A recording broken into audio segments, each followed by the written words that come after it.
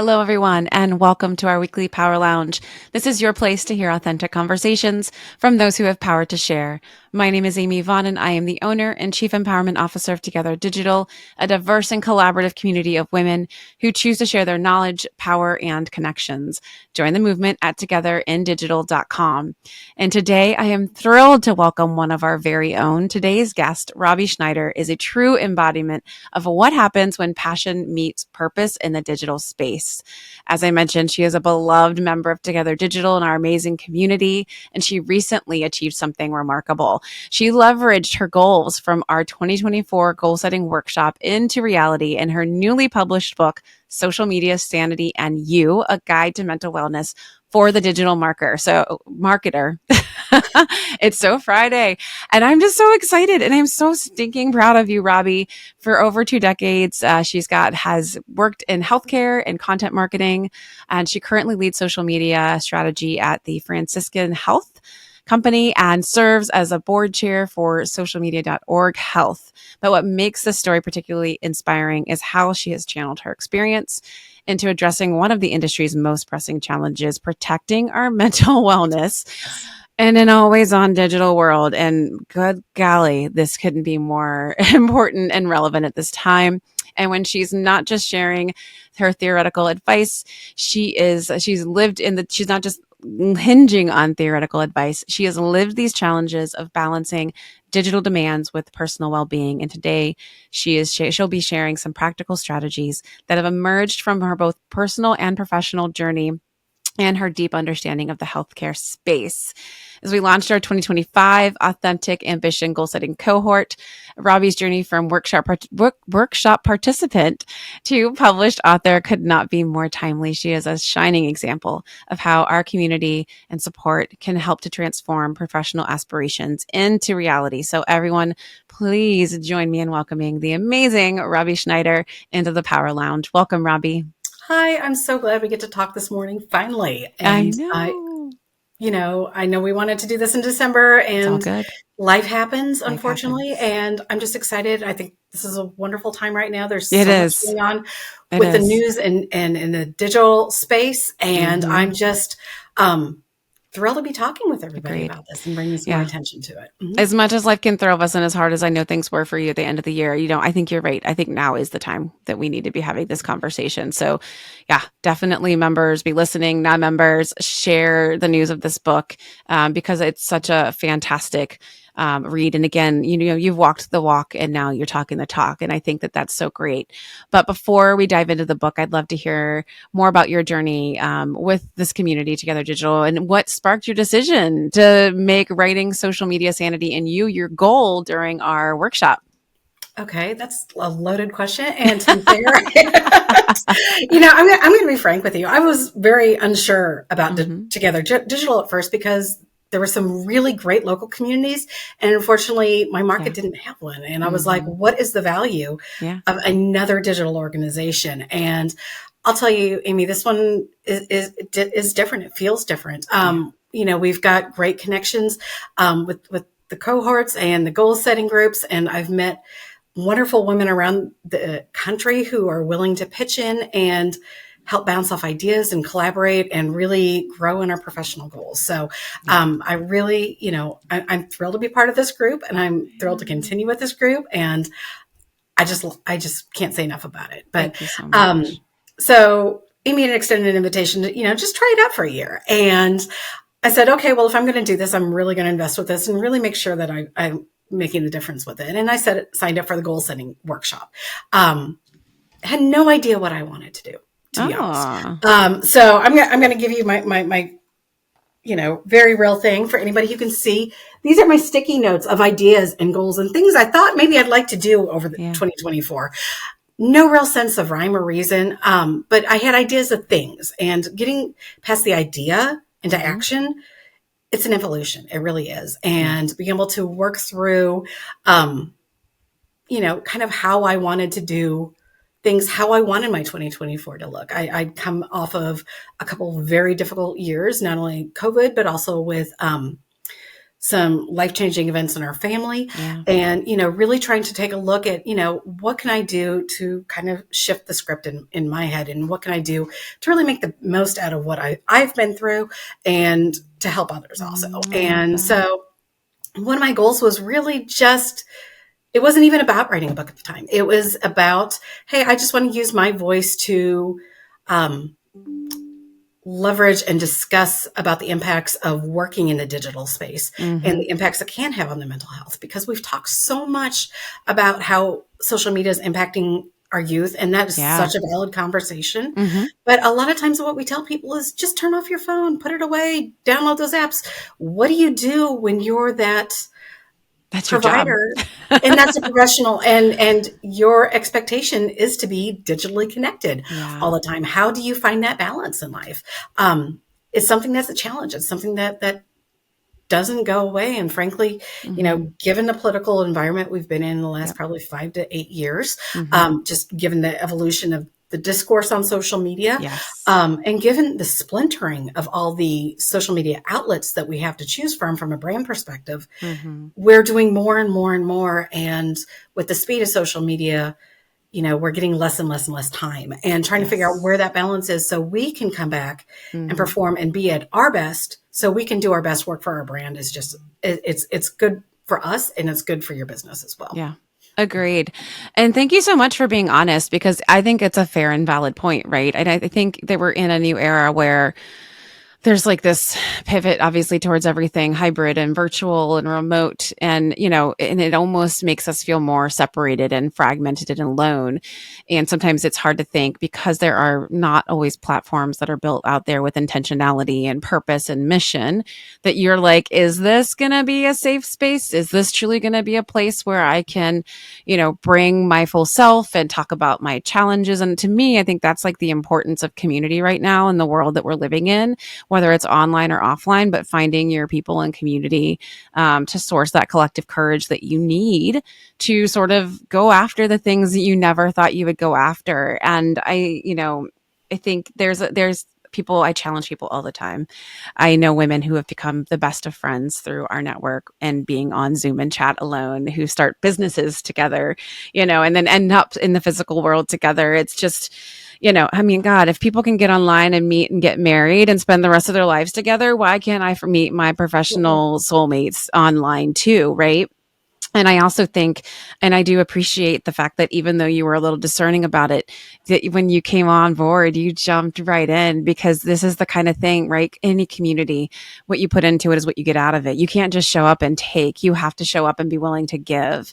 And I think you've done such a great job with that, especially with being so brave as to choose a very value based goal of yours that I know was a little hard to do, looking at all those post-its, to then take the things that you had experienced and learned and grew from and say, oh, I figured this out and now I want to help others figure it out. That's just, it's so, so amazing.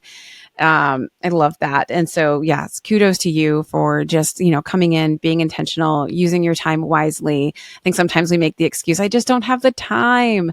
You've really done that. Like, you're working a full-time job and still showing up for yourself and taking the time to like do this always on social media, plus write a book about it. So I want to talk a little bit about that. Like, was there any particular moment, or was this something that kind of had been sitting within inside your, either your mind or your heart? Was there any particular moment that made you realize that this was the message that you needed to put out there, to like, okay, look at all those post-it notes. This is the thing that needs to go out into the world of digital professionals? I think for me in my journey, I've worked in the social media landscape since, the early days of Facebook. And it was literally my career. It took a pivot when I had a conversation with somebody in another room saying, hey, what do you think about this Facebook thing? And had I known that this would completely shape my Yeah. career, who knows where I would have been.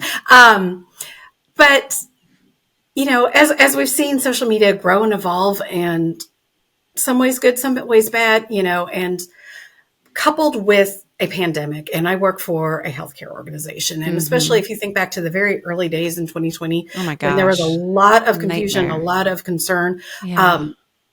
we rode the emotional roller coaster of what the heck is this? Watching a Yes. science experiment in real time, essentially. We're testing, we being, the global science community is testing to try to figure out what exactly is going on and how Mm-hmm. our best practices for treatments and prevention and that kind of thing, trying to make sure that, we're out there as a public health resource, trying to be that resource for people who are reaching out for information, whether they're concerned about a loved one or they may be Mm-hmm. needing to visit the hospital or, hey, I saw this on social media and you work for a hospital. You must know Yes. what's going on. Mm-hmm. It was truly an emotional roller coaster. Yeah, I bet. I think I went 60 days without a day off Oh my in the gosh. initial weeks because you had this sense of, this is your moment. This is the stuff we've been planning for since H1N1 back in 2009. And these are, we're actually, this is evolving in real time. And, the reality is I dealt very much with burnout as a Mm-hmm. result of it. And I didn't realize it was burnout at the time. I was tired. We kind of got through the motions. Everybody was going through this collective social shift where you weren't seeing people and you were suddenly trying to get your child to actually do their homework Yep. while you're trying to do your job that I has know, extended right? hours. And, Don't know how we and did thank it. God I made it through May and my kid actually made it to the next grade. Yeah. I'm quite shocked that happened, to be honest. But Mm-hmm. I really, there was a lot. And Yeah. I came through this and started thinking it was like, well, maybe it's a me thing.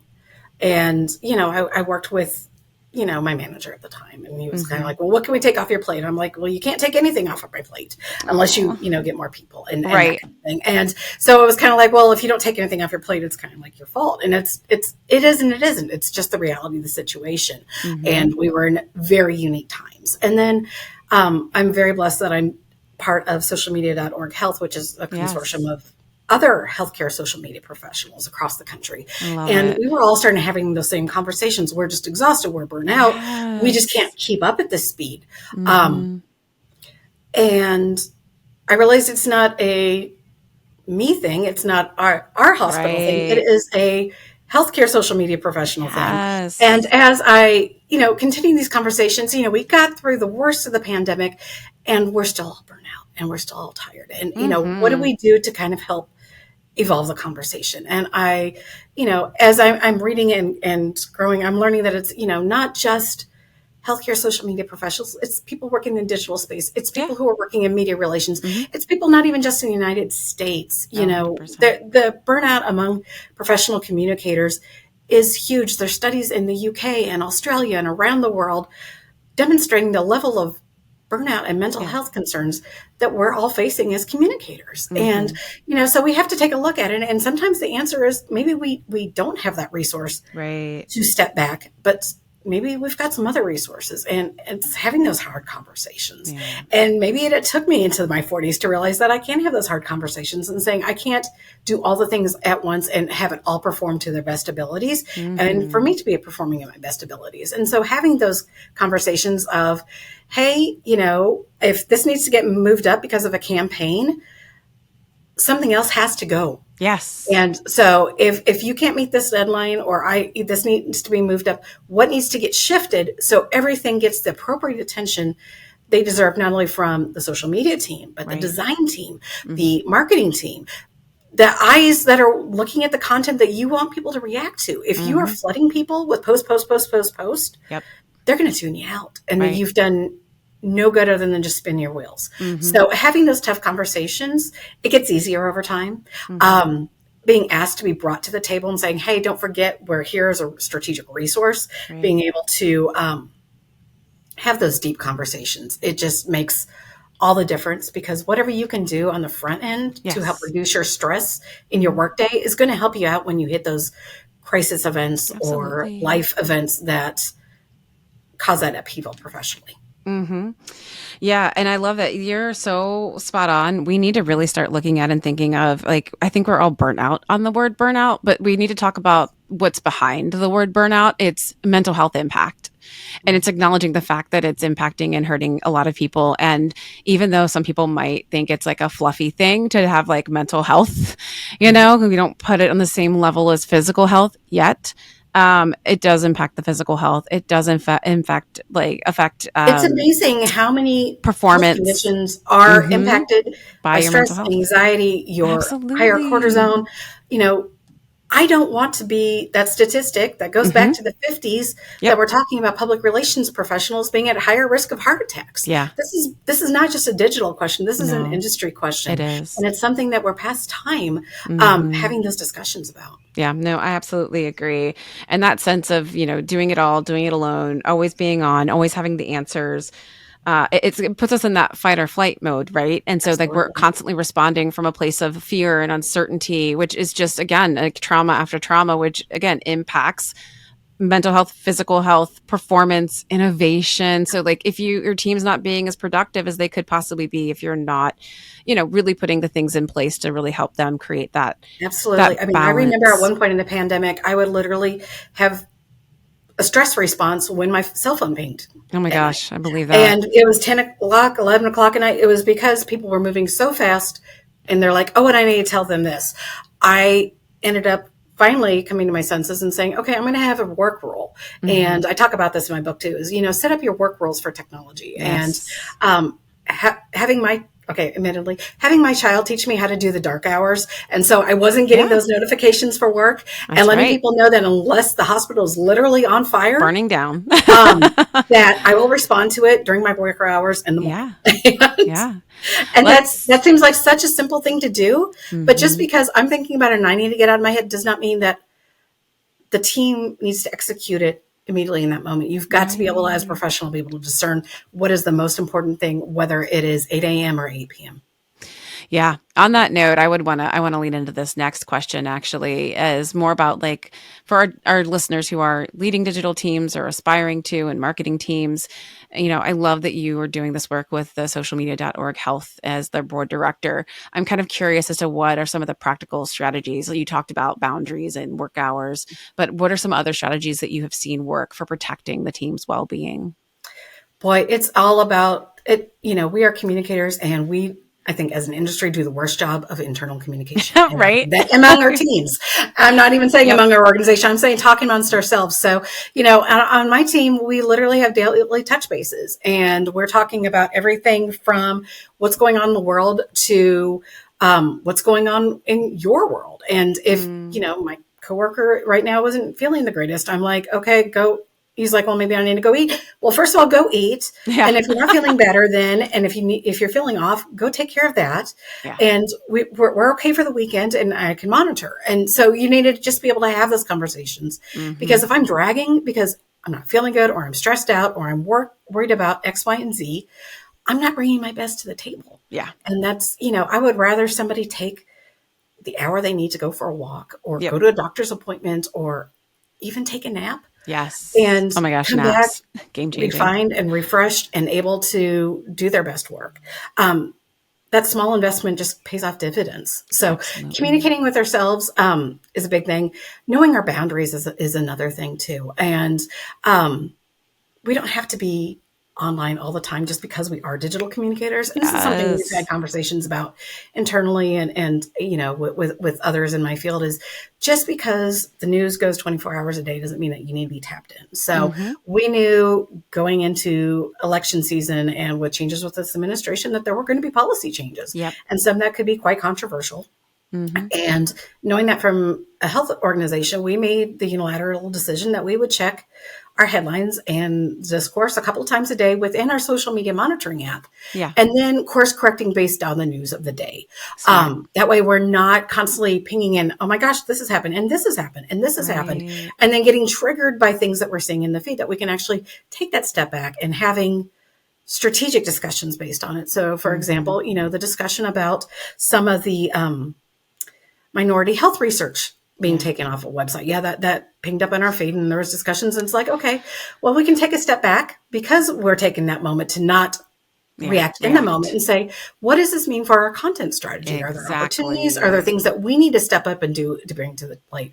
But being able to take that step back and think about it strategically rather than reactionary. Hmm. And we're not talking huge amounts of time, but Right. just being able to have the sense of being able to step back and say, what does this mean for us Yes. before we just react? Hmm. I think is important. And, that comes into planning and going back to that idea of basic communication. Yeah. So, mhm. Well, and really what you're talking about is systems. Like if Yes. you need systems and structure to help provide that space and sanity and those boundaries. Like you can't maintain boundaries without some sort of system in place because we will cave every Mhm. time, right? Somebody will come with the pressure or the guilt or we'll just fall And into old systems aren't habits. just, hey, did I put it in Workfront or did I send Yeah. the email or did I fill out the form? It's really Hmm. about having conversations at the right time. So Yep. it could be, hey, we're thinking about doing a campaign. What does this look like in a social media space? Are we doing organic content? Is it complementary to us? Is it something that your team has the resource to Hmm. do?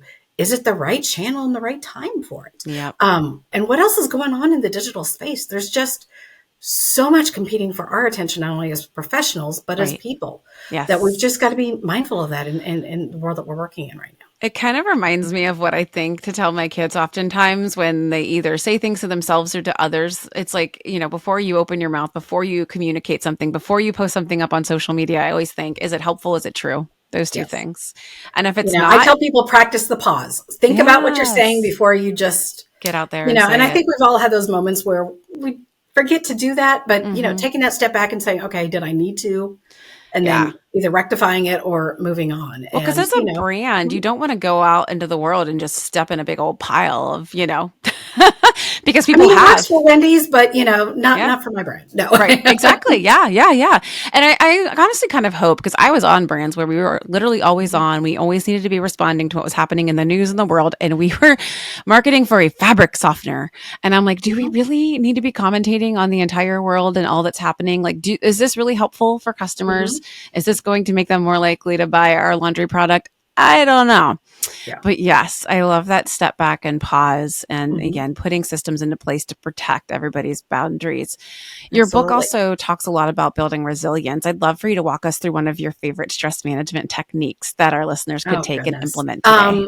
I'm the big proponent of taking a walk, which Hmm. I know that sounds very silly, but whether it's a walking meeting, I'm going to take 20 minutes, go around the block Yep. and come back and then reassess. Taking that step away from the screen is the biggest thing, I think, for me. And that's so Yep. hard to do because we are so attached to our phones and our devices. And, it, my kids are like, well, you're on your phone all the time. I'm like, one, I do work. Yeah. Two, it's attached to a medical device that I work with. Yeah. And so I Yeah. need it for a living. So I can't just put it in the room and we'll see it next weekend. So being, mindful of all the things that you're doing and what do you have the realm of Right. control? And so for me, the realm of control may be, hey, I'm going to shut my laptop Hmm. and I'm going to go take a walk. The other Yeah. thing I love the idea is closing your door of your office at night. And, I currently work remotely and I Hmm. don't have a set office Yep. room with a door, but at a certain point in time, if I catch myself, if it's 6 o'clock and I'm still online, Yeah. and again, there's no fire, um, I'm closing the door. I'm shutting the laptop Yeah. off for the night. Yep. And, that is done. I put it away and Yep. we'll revisit it in the morning. So, Hmm. those really small things, Oh, absolutely. building in rituals to start your day, to close your day. Hmm. I think all of those things are I love so it. helpful. I agree. The other thing I do is I think about, what are my key goals for that day? Hmm. This sounds really hokey. I work, digital space, but I found a little system and it was like a note card and I'll just show, it's literally lines and I'll write down, here's my meeting times and here's Yeah. my top 3 things that I want to get done that Yep. day. And having that focus of here are my key things Hmm. and everything else will get done. But reminding ourselves, Yeah. what I need to do to be the most successful for my organization that day, I think makes a big, Absolutely. big difference too. So just putting that structure into Agreed. place. Mm-hmm. Yeah, my daughter's class, I think I might have shared this before. I was super thrilled to hear this. They have this thing called soft starts to their Mm-hmm. day. And the kids basically get in and so between, kids get between in like 8:15 and 8:30 and then the first Mm-hmm. bell rings. I think at like 8:35. But they use that window of time and it's funny because now my daughter's like, I have to get to school. I have to get there as early as possible as soon as the doors open because she Mm-hmm. wants to be there for the soft start. starts. And essentially it's, they can sit and do a puzzle. They can draw or color or just journal for a few minutes. But the whole idea is that you don't have to sit down and go from 0 to 60 and start to Exactly. like working your brain and your body and all of this at once. It's really about those soft starts. And like you said, it doesn't have to be anything huge. Honestly, it's better off that you start with a small thing. So whether it is Mhm. like saying, I'm going to get up and take a walk because I got a meeting canceled and I'm going to use that time now, or again, come to your desk 10 minutes early, but don't get right onto the computer. Take a soft start. I mean, I had another I mean, my friend self and start, yeah, it does involve getting on the computer, but I get up, I turn on my light therapy lamp, yeah. I grab something to drink, and I Mm-hmm. read my emails. I That's know great. that, Yeah. most Get your days, ritual. because, I'm not going to have a meeting until 9 o'clock. So I've got Yep. my time to kind of ease in. I could do my web edits, those low bandwidth tasks, and Yeah. then I'm ready to go. So knowing Absolutely. that, you've got that space and that ritual, and Mm-hmm. it makes a difference It whether does. you're 8 or you're a professional. Mhm. 100%. When I heard her say that, I was like, I'm going to start recommending that to every adult that Yes, I know. Because it could be such a useful thing. Even one of our live listeners, Corey, was like, I'm going to start doing a soft start to my work day. It absolutely. does. It makes you, the reason the teacher had really implemented it too is because she actually learned that it helps you improve creativity and Hmm. focus. Hmm. And she's seen it with the kids. It's made a difference. So I'm like, yeah, if it works for them, it's got to work for us. Absolutely. So we have already mentioned a couple times that pressure to be always on. How Hmm. did you develop and how do you stick to the boundaries you write about in your book? Like, what is it that made them stick? Because, like I said, without systems, sometimes it's really hard. And when you've got a lot of people coming at you for different things, it's hard. Boy, I'm going to say I'm a work in progress, and that's me being Sure. completely honest. Yeah. I would love to say that I am, clear boundaries all the time. I realize that I'm human, and I text and I, Hmm. get online or whatever. I think it's recognizing when it's okay to give yourself an exception Yep. as opposed to adjusting your boundaries to break the rules all the time. And so it's kind of like, what do we say with dieting? It's like 80% of the time, and then you can have your ice cream. It's kind of like that. Not that work is Yeah. ice cream all the time. Um, It's a good reward. but it's like, realizing that it's like, if this is the exception of the rule, that's okay. Hmm. Like Mondays tend to be one of my days that I may break the rule and I may work a little later. Yeah. And that's just because that's how it's working in my life right now. And I get some really great work and some long form writing done. And then maybe I will, adjust on the back end later on, maybe Yeah. where I've got the time to do things like a Hmm. podcast later on in the week and that kind of thing. So, Yep. making sure that you've got that flexibility and Hmm. recognizing that that flexibility doesn't just extend to your work, but it extends Right. to the other aspects of your life as well. Yeah. You just reminded me too of a practice. I don't even think about it anymore. Excuse me. I just do it. And that is like my little Sunday night ritual of looking at my calendar ahead. I used to just let my week come at me. I didn't know what was coming. I didn't know what meetings I had on my calendar. And so I just perused through my calendar and I will look and say, okay, I mean, I'm pretty meeting heavy on Tuesdays and Thursdays. Mondays and Wednesdays are my deep work in meeting, like in person meeting times and days. Um, and I will look at my week sometimes and I'll be like, oh, hell, I have really done a good job of overbooking and overcommitting myself. So that means when people come to me during the week and say, hey, let's do something this weekend, I say, nah. Mhm. Because I know what's like ahead and I know that I'm going to need like the time and the energy to really recover from the week. And Absolutely. I know that's not always something you can do, but I do think sometimes we just like to like pretend it's not all there, but it actually helps me to look at my calendar on Sunday night to see like what's Mhm. coming. And I don't go down a rabbit hole. I just kind of take a quick glance and then I say, okay. And also it helps because I'll be looking at like a Wednesday and I'm like, ooh, I don't it's not too terrible of a week. I've got a Mhm. Wednesday. There's somebody I need to hang out and have lunch with. You know what I There mean? you Like you go. can be Mhm. more intentional, not just about what you're packing into your week, but where you're placing moments of rest. Absolutely, absolutely. Yeah, that reminds me kind of what we do in our house is, we sit down as a family. What do you need to do to be successful for the week? I love it. Are there things that we need to know about? Do you have activities going on? Going through all of that. And then I do that from a professional standpoint and make sure that I've Yeah. blocked in and reserved time for me to do that deep work that needs to Yep. happen because Absolutely. I can be responsive 40, 60 hours a week if I needed to be. But the reality is there's still the strategic work, the deep work that I need to do Yes, the and actual still needs work, to keep going. people. It Mhm. doesn't happen by itself. No. That always drove me nuts as a creative director. I'm like, I would go to my project managers and be like, listen, you have me in 10 meetings today. Exactly how and when am I supposed to hit these deadlines if I am in Exactly. constant meetings Exactly. nonstop? Are these And then it also, meetings yeah, it goes back to that emails? communication. I had somebody I ran into in a meeting. I'm like, I know I need to respond back to you. I've been in meetings 6 hours a day the last 3 days. I promise I'm going to get it back to you, but maybe Monday. Yep. And setting those expectations that it may not be today, but Mm-hmm. I do see you. I do recognize your need, and I will Yes. respond to you as quick as possible. I So, challenged meetings after a while. I'll be honest, Robbie. Maybe, I mean, I didn't do it like cockily or from an egotistical standpoint, but just knowing what I had ahead of me in the way of work, again, looking ahead at my schedule, even before I truly owned it as a, business owner, I would often go to them and say, is this a meeting? Is this an email? Is this a hallway mhm, conversation?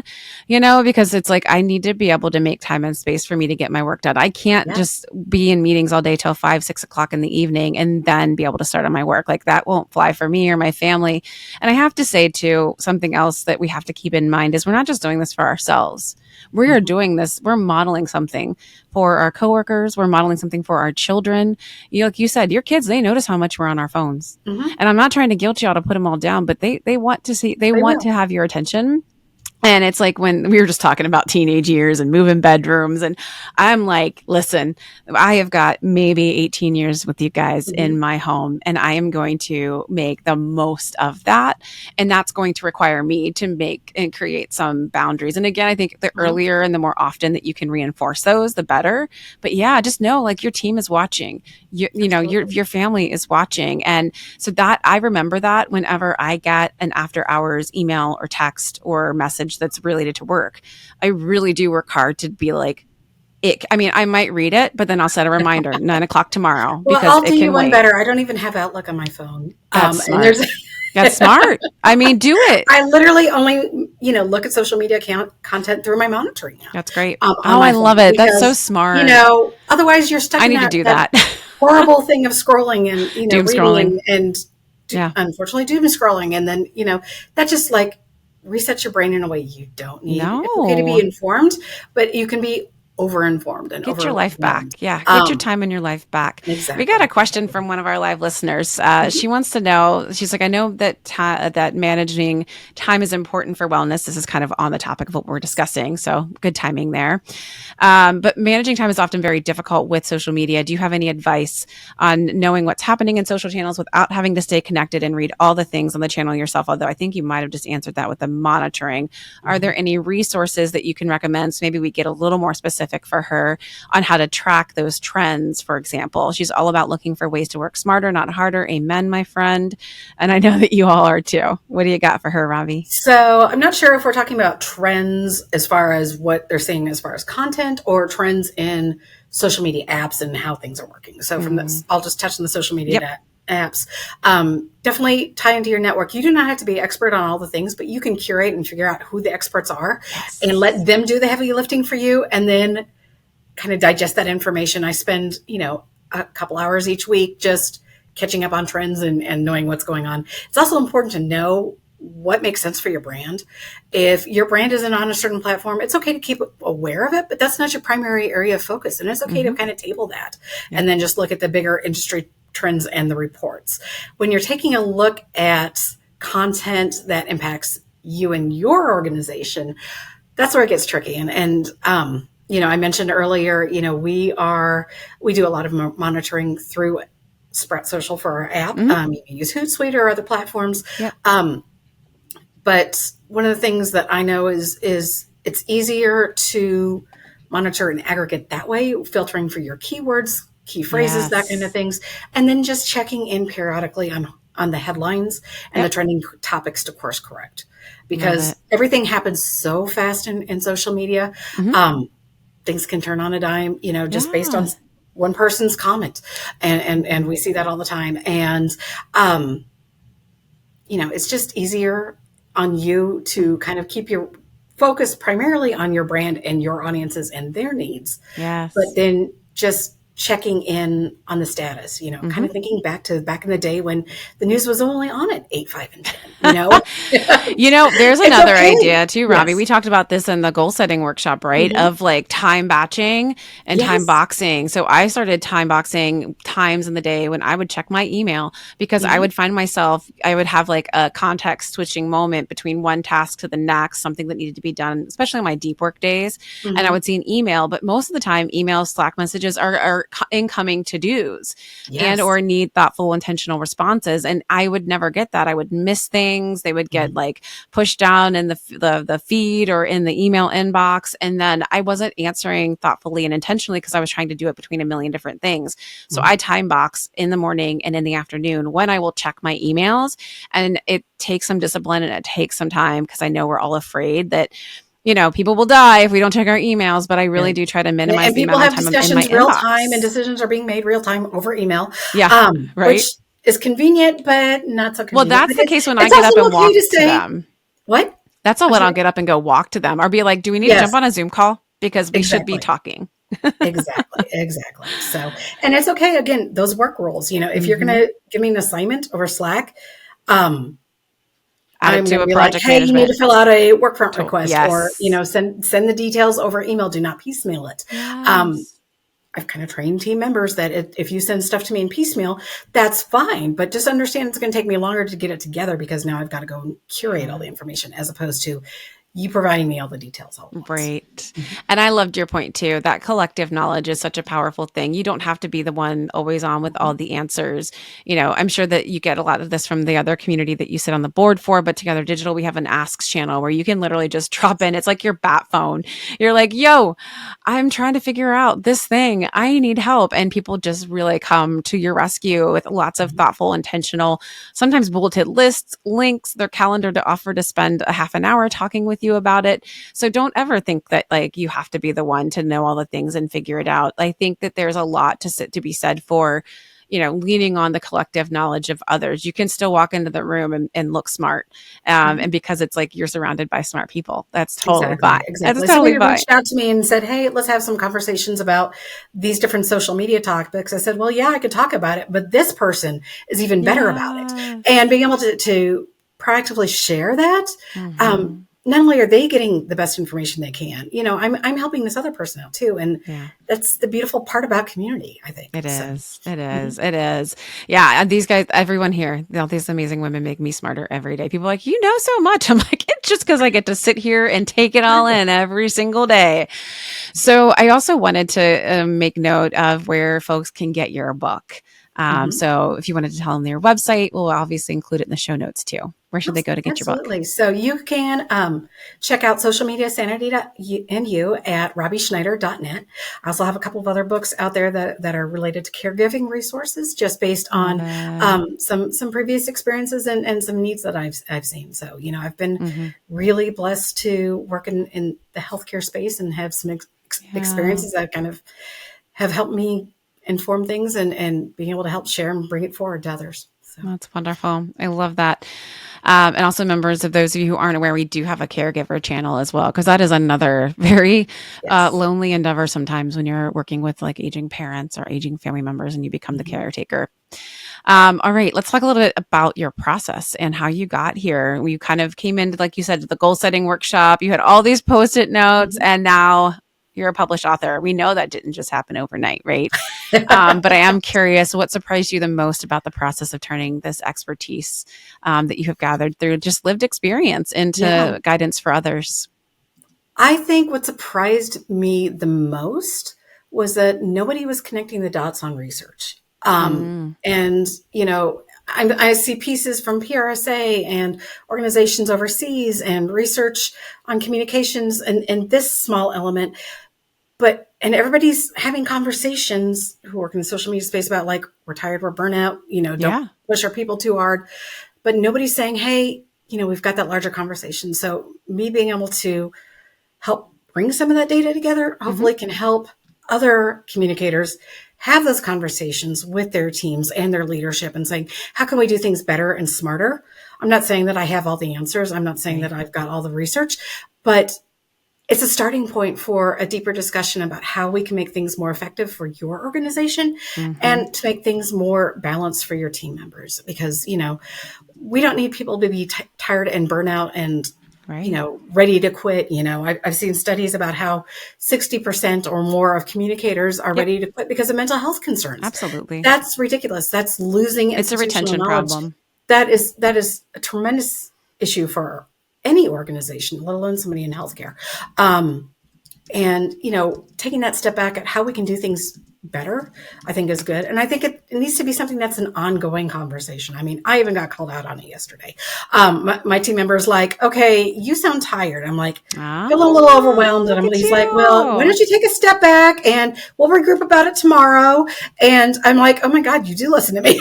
Oh, look at that's them So reflecting what you have taught back to them. That's yes. such a good So moment. I love that. yes, definitely. Good for you. I mean, that's how So you know you're doing it right, right? Is when your exactly. team shows back Exactly. up for you in the ways in which you've been modeling, showing up for them, which again is why I think all of this is so important. So I love it that like, the majority of our members within this community have like 15 to Yes. 20 years of experience. So and you've been in it for a while now. Social media is not something new. It's something that a lot of people are kind of in and then they're right out of. But you have really managed to stick with it. So I would love to hear some advice from you about sustainable career growth and how you recommend staying current with digital trends without sacrificing that mental wellness that we all are really holding so near and dear. Yeah, I think one of the biggest challenges working in this kind of role is that there's very much a sense by non-communicators that this is just easy. I can take a picture and snap it and throw it online. I can take a video and stick it online, but really Mm-hmm. diving into that strategic messaging Yep. and how you can be a good partner for your business to tell the story and not just be, putting a pithy quote or a meme on a brand. That you are here for customer retention. You're here for education. You're here for, leveraging your organization to really help your customer base or potential customers. It's really about kind of growing and defining yourself within your organization. It's about not being afraid to try, and even if you Mm-hmm. try and fail, Yes. that's okay. We decided that after how many years of saying, "Hey, we need to do more social video. This is the direction they're going," and we weren't getting resources. We just said we're going to do it, and Mm-hmm. it's going to look terrible. Yeah. And I was okay with it looking terrible because Yeah. we were getting out there and we were trying, Mm-hmm. and we learned from that. So not Good being old test and afraid to get learn. your hands messy, not Yeah. being afraid to try. I'm a print journalist by background. Uh-huh. So, the video side is all new Yeah. to me, and it's a little nerve wracking, but it's fun and it makes things interesting and it makes things, you know, exciting to try something new for a good day. So not being afraid to try, I think, is Yeah. just one of the important things, especially if you're determined to stay with a particular field within the social media space. Never Mhm. being afraid to try, I think, is the biggest thing. Yeah. Mm-hmm. I love it. And I love that you haven't lost your passion for it. And I think it is a testament to your ability to kind of be mindful and intentional and acknowledge like the mental toll that it can sometimes take on you. I think that helps for the sake of resilience and longevity as well, right? Because it's not always Mm-hmm. about jumping on and following every trend. Because guess what? You're jumping on a trend and you're putting a ton of money towards, I don't know, a TikTok, and then all of a sudden it's gone and then it's back and then it could be gone Yes, again. exactly. Mm-hmm. We had a great conversation this week with some other members, really about like, as one of our amazing members here in Cincinnati said, social media platforms are like building a house on sinking Absolutely. sand. Like own your Mm-hmm. properties, be conscientious about your lists and how you reach your people because you don't own social media. Yes. you know, Yes, you're playing in exactly. someone else's yard. And I think that that's such an important mindset, even to kind of help you sort of Mm-hmm. realize that, yeah, there are certain things, you said it before too, that are out of my control. What can I Mm-hmm. control? What levers can I pull? Knobs I can turn to like test and learn. And I do love that curiosity. Mm-hmm. Digital and social are a great place to kind of just put things out there and see how it works and how it Mm-hmm. evolves, and then maybe blowing it up into something bigger. But Exactly. yeah, you don't need to make it an all in every time. Exactly. And I think I'm lucky. I work in the healthcare space. We are about helping improve people's lives. I mean, Yeah, that's how do you get a better mission than that? yeah, So I feel yeah. like I've got a very special place. It's a very Sure. serious place because, we are walking alongside people sometimes during their most Yep. difficult times on life, Mm-hmm. and, some of the message we get, we're trying to direct people to get care or answers Right. question about their loved ones. And, we're really here about helping connect people to care wherever they are, whether it's a, hey, I know I need to eat better, or it's a, hey, my loved one has cancer, and being Yes. able to walk Yeah. alongside and tell those stories and help educate, it's kind of a gift actually to be It able to is. provide And I that. wonder, has that really changed? Like, I don't know if you've been anywhere outside of the healthcare industry, but do you feel like that's changed your perspective a lot on social media and how you guys show up since you are dealing with such delicate things? Um, I think so. I think early in the career was social, that it was very much a, what is this space about? And it was more Yeah. conversational, but really leaning into, like how we can do this to not only work for our organization, but work for the people who read our You're content serving. or watch our content. And I think that shift definitely took place during the pandemic, where we're like, okay, we are real. I mean, I've seen it before. Like, okay, I've had people post, there are road conditions and we can't, they say that don't travel, but I broke my arm. Do I go to the hospital? Literally, I've Yeah. gotten that asked before. Um, and, so you're trying to help them. And it's like, yes, that's a medical emergency. Drive to the Right. hospital, Shouldn't be I on won't take Facebook it to you right for that, now. I don't even know how you're typing this. but, People are funny. talking about that, talking about, we are here as a public health organization, as somebody Yes. to help reach out, Hmm. and being able to see that not only from a data perspective of, oh, yeah, we reached numbers, but being able to hear it from the You've emotional touched perspective lives. of like being able to tell somebody that thank you for sharing your story about getting your colon cancer screening, because Yeah. um, 4 people just posted in the comments that they're going to get their schedule because of you. Good. That Oh is my crazy gosh. powerful. I mean, that It that is. whole word of mouth, and that's what we're about. We're here to, set those examples and help Hmm. lead people towards positive change, and being able to share that. Yeah. It's amazing. I So, love it. mhm. Yeah, that's so thoughtful. So obviously, like you've not just touched professional lives and your personal lives with those that you've kind of created and set these boundaries and had these conversations with, and now you've got your book. I'm kind of curious. I know it's early days with your book and everything, but I'm kind of curious as to what sort of feedback you've received about your approach to digital well-being, and has anything out of that been sort of surprising?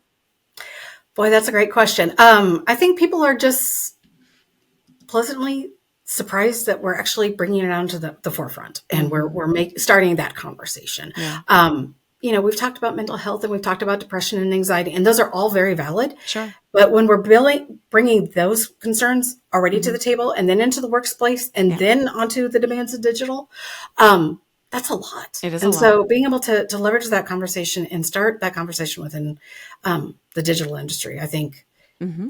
it's a great It's thing. exciting. I I'm love it. glad to play a little small part in that, and Yeah. and hopefully we work to improve everybody's lives. So maybe we don't become that study that says, hey, Yeah. social media professionals are more likely to have chronic health issues because they're not taking care of themselves. Right. Oh Mhm. my gosh. So true. Preach to that. Really quick, little, then I forgot it. I had a little bonus question for you. Oh, actually, yes, it is a bonus question for you. Because this is such an important topic, because it is so timely, and because you have a book, I kind of want to know, my friend, are you applying to be a speaker across the board at different conferences? I would love to. I've Okay. We're been going to able work to on do that some together. conversations locally, and Yep. I love talking and writing and sharing tips with others. Yep. Definitely, that's something Yeah. that we need to keep that conversation going. Yeah, no, definitely. I think you should be looking at things like marketing profs with Ann Hanley, the B2B marketers. You need to talk and apply for Content Marketing World. They have their applications open. Now's a good time, Robbie. Mhm. There's a lot of speaking engagements for everybody's conferences in the fall that are open. So I'm happy to share with you even my list. And then I'll also recommend to you innovationwomen.org is a great website if you're not already on there. It's like $120 for the year for the profile. Well worth it. You can create your speaker profile and then it'll aggregate. You can search and find and filter different types of conferences that you want to apply to. So then you're not having to like scour the internet trying to find all these places to speak. You just kind of build your bio and then you put in some keywords and it'll give you recommendations actually. And it's another women led organization. And yeah, I really enjoyed being a part of that. I have found also some amazing speakers from there. So if you're a person looking for speakers, innovationwomen.org, they have never ever let me down. All right, I've got a couple more questions and then we'll go into the power round at the end, our little rapid fire questions. But again, our audience, our live listening audience has done a great job of engaging and asking questions. So keep it coming. If you've got more questions for Robbie, please don't be shy about using that in the chat or putting them into the chat. I would love to bring it back to kind of where it all started. We've launched our Authentic Ambition goal setting cohort for this year, even though there's still time to join, watch the first workshop, and then get in our spring check-in because we do quarterly check-ins to keep each other accountable. But I'm curious for our members who are already within that group and just kind of starting out on their goals for the year, what advice do you have for them? Because who you are and where you are a year ago, that's been a big step. And if they've got a big goal that they're kind of working towards, they probably are feeling a little bit of uncertainty. So I'd love to hear some of your advice for those that are kind of setting these big goals and about to chase them down for 2025. I think, the phrase about, eating the elephant, you take it a bite at a time. And that sounds really gross, but yeah, gross, but you get it. It's accurate, So one of the things, it's overly simplified, but I literally had a Google Doc and I said, here are my 3 goals or whatever that I was going to do. Writing the book at the beginning of 2024 was not one of them. It was I'm just going to use my voice. And I started listing down ideas and here, the steps towards the goal. So it started out very small, like, hey, I'm going to pitch a friend about writing an article for their blog and I'm going to do this. And, some of the things didn't come to fruition. Not for lack of trying on my part. It just wasn't the right time or got lost in an inbox or what have you. But having those checkpoints, checking in quarterly, not only with the larger together digital group, but I met weekly with a couple of women, just checking in on their goals and their experiences and not giving up when times are hard and just saying it's okay to take a pause when life happens. Yes. I had major surgery in the middle of this and I was out of play for like 8 weeks and that was okay. Yeah. It was going to get done when it was going to get done. And you know what? I came back and made things happen. But giving myself the grace of being able to say, okay, there are bigger things going on in my life right now. Having a loss in my family, that is bigger than whether or not I promote a book. So if it's meant to wait till January, it's meant to wait to January. And being able to say, what's the most important things in my life? Not just am I hitting my goals and my metrics, but am I taking care of myself in the process is really one of the things that was important to me too. I love it. And you really took that away. I think you said it so well. And it's always interesting because when we've been doing the goal setting cohort for 5, maybe almost 6 years now. And it is funny because I feel like a lot of the women will come in and they're so gung-ho and ready to like set big goals and like nail it down. And, and we do talk about making smart goals and looking at your productivity style and really figuring out the best way to actually make this happen. But I always feel like the thing that we really try to overemphasize is exactly what you said there is life happens and it's going to happen whether you like it or not. And so it's not so much time. Right. Exactly. It's like, it's not always even, it's like not even plan for the worst, hope for the best. It's just allow these things to happen, but don't let it be the thing that stops you from picking it back up and finishing it. Exactly. And I'm so glad you did. Things we get challenges and, what do we tell stuff? My son just went through his Eagle Scout project and there were delays. And I said, what did you learn from this? He's like, well, don't always rely on this or things will get delayed or this will happen. And having those experiences of, even when you stumble, even when you have to hit pause, it kind of helps create the you that you are today. So exactly. Being able to dust off and saying, okay, here's what I can make happen and making the most of it. I suppose, I self-published. I mean, I'll be honest with it. I could have gone through the process of finding a publisher and that kind of thing. And I was like, that was not something that I was ready to do at that point in time. And that's okay. It meant enough for me to get the message out in the world and then we'll build from there. And, kind of knowing what your goals and your expectations are, I think are being realistic with those. I think, yeah, Yes. Deb in our workshop does a fantastic job of breaking that down and being like, Hmm. is this realistic? Is this the right time? Do I have the right support? Because there are just so many things we don't think Yes. about when we start to set these goals. We don't break it down, like you said, take it bite by bite. We sort of Hmm. just go for the goal, the whole like enchilada, and then we're like, I can't do this now. And then so you just shut it down and you don't. Hmm. And I also wanted to say too, I noted when you said it, you stated your goal not to write a book, but to use my voice more. I Hmm. love that because that opens up opportunity for you to see throughout the course of the year. It's the goal is never a one and done thing, right? So Hmm. yeah, how can I use my voice more throughout this entire year? And it might manifest in the form of a book, and it might manifest in the Hmm. form of more speaking engagements. It might manifest in being a champion for social media sanity, Yes. it could just Yes. evolve into so many things. And so I think almost when you get broader in that Hmm. respect, it really opens up your mind to opportunities too, right? Because you kind of never know when something good could be really coming your way. And unless you're Absolutely. really in tune with your values and your goals that align with those values, it's hard for you to see those opportunities and know when to go. You're just going Hmm. to kind of question everything. Absolutely. The third goal I had on my, we don't need to get into all my goals, but I think it's kind of important. I included that, and I'm keeping it for this year too, is Yeah. considering it the year of yes. And I Mm, was at a place in my life where I was like, I could take a step back. My kids didn't need me quite as much. My husband's health is stabilized, to where good. maybe he didn't need me quite as much. And what could I do? And what opportunities could I be open to? And I Hmm. literally kept a list of opportunities that came my way that I took advantage of, and being Yep. able to say that, it's like, wow, that was kind of cool. Yeah. And Exactly. not because anything was particularly big, but it was great just to say, hey, I'm going to be open to trying new things. I love it. And I think that's just, allowing yourself the grace of being able to be open to try those things. I think, Hmm. Yep. you never Yeah, I know say what. it like once a day. It's Mhm. like courage Yeah. comes after the action. Like, Yes. yeah, confidence, courage, it all comes after the action. It doesn't come before. We're all scared. We're all nervous. We're all worried about it. We all got all these things that are holding us up. But yeah, it's really just those barriers of your own limiting beliefs. All right, let's go Mhm. into our power round questions. All We've got a right. few minutes left. What is your go-to anxiety busting app? If you happen to use any apps for helping with Boy, anxiety. I do use Calm mostly Hmm. for the music at night. Yep. I don't do a lot of the. I always have great Meditations. intentions. I'm like, oh, I'm going to do the exercises, and frankly, I just usually just go Sure. for a walk. But I sometimes that music in the middle of the night Uh-huh. when I need to kind of just decompress is Yeah, great. Hmm. I love it. I will recommend to you if you haven't seen them on there. There are walking meditations. You said you like to go for Okay. walks to Hmm. decompress. I had trouble for a while during the pandemic sitting and meditating, even though I've Yes. practiced meditation since I was 18. It was just being still in at home so much. The Hmm. getting outside and walking, the walking meditation, I almost have it memorized now that I don't even need to really listen to it because I know all the cues now. But yeah, I would recommend that as well. All right, first thing you do when you feel digital overwhelm coming on, Disconnect. right?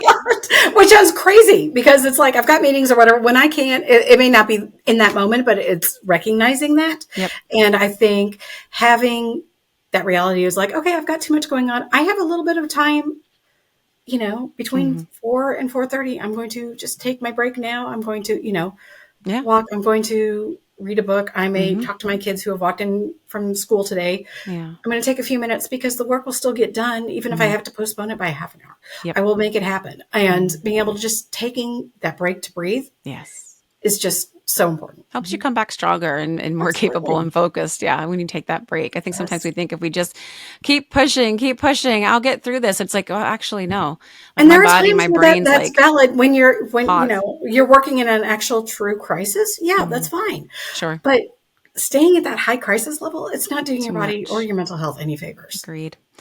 What's your favorite non negotiable boundary that you've set for work life integration? I won't use the word balance. I don't like it. No, No balance such is thing. kind of a misnomer. I think it's Yeah. it's it's setting up for not my non-negotiable. I think it Mhm. is. When I'm offline, it's offline, Yeah. and that's whether it's the hours of the day, Hmm. certain hours of the day, or when I'm on vacation. If you text me and Yes. I'm on a hiking trail, I will text you a picture back and say, "This is where I'm at. I can't help you." Yep. This is why I like the mountains in the middle of nowhere because then I don't get phone service or Mhm. internet, and people think that's got to be the scariest situation. I was like, you have no idea. It's No. actually going to be so freeing once you allow for it and just Yes. be present and realize like we've gone back in time. Mhm. We all survived Yes. several centuries, more than a millennia of like not 2 millennials Yes, of not being always on and always reachable. It is possible, my absolutely. friends. You can do it. All right, we'll wrap it up with this last one. What is one self-care practice that you wish you had started sooner in your career? You know what? It would be boundaries and communication. And Mhm. I always thought that, speaking up isn't necessarily about complaining and saying I have so much work to do, but it's like, okay, this is not effective. This could be done better. And I think that just took Smart. maturity in my career Hmm. and maturity and understanding me as a professional. The people who are coming up in their career and they're able to speak up for that, I love it for them. Yeah. But being able to set those expectations and saying, hey, these are best practices, or this would be better if, having your voice in the workplace, I think, I wish I had found Yeah. it sooner, frankly. Advocate for yourself and advocate Yes. for others with these conversations. Yeah. I think this would be a great team book for people to buy for their team and read as a group, as like a book club type of thing. I think that'd be great. Thank But you. yeah, yeah, absolutely. Well, thank you so much, Robbie. I know we've been waiting a minute to do this, but I'm really glad that we had this conversation again. It's such an I important am one. so glad we got to do this Me finally. Yes. too. Everybody, please check out her book, Social Media Sanity and You by Robbie Schneider. We've got the link in the chat. We'll include it in the show notes. Yes, again, just thank you so much for all the amazing work you're doing, for showing up. That's sometimes the hardest part, being a part of this amazing community and just really adding to it. I know that there's a lot that you get out of it as well, too. So I've been really happy to see that balance of that give and take. And I just can't wait to see what you're up to next. I can't wait. So thank you so much, Absolutely. Amy. Of course, my absolute pleasure. All right, everybody, thank you so much for being with us today. I hope you've found a moment to just pause and start to look at your days and find ways in which you can create more balance, more sanity in dealing with all things social media, digital life. We know it's a lot. We want to do what we can to help you get through it and continue to be the strong, amazing people that you are. Next week, we are going to be joined by Adrienne Garland. She's a trailblazer for women's entrepreneurship, and she's going to share her incredible journey of building a business, creating community, and reshaping the entrepreneurial landscape through the idea of doing it with heart, which again, feels all soft and fuzzy, but when you look at her, her She Leads Media company, you're going to be impressed. She's succeeding by leading with heart. So excited for that conversation. Thank you again, Robbie. Thank you again, listeners, and our amazing production team. We'll see you all next week. Until then, keep asking, keep giving, and keep growing.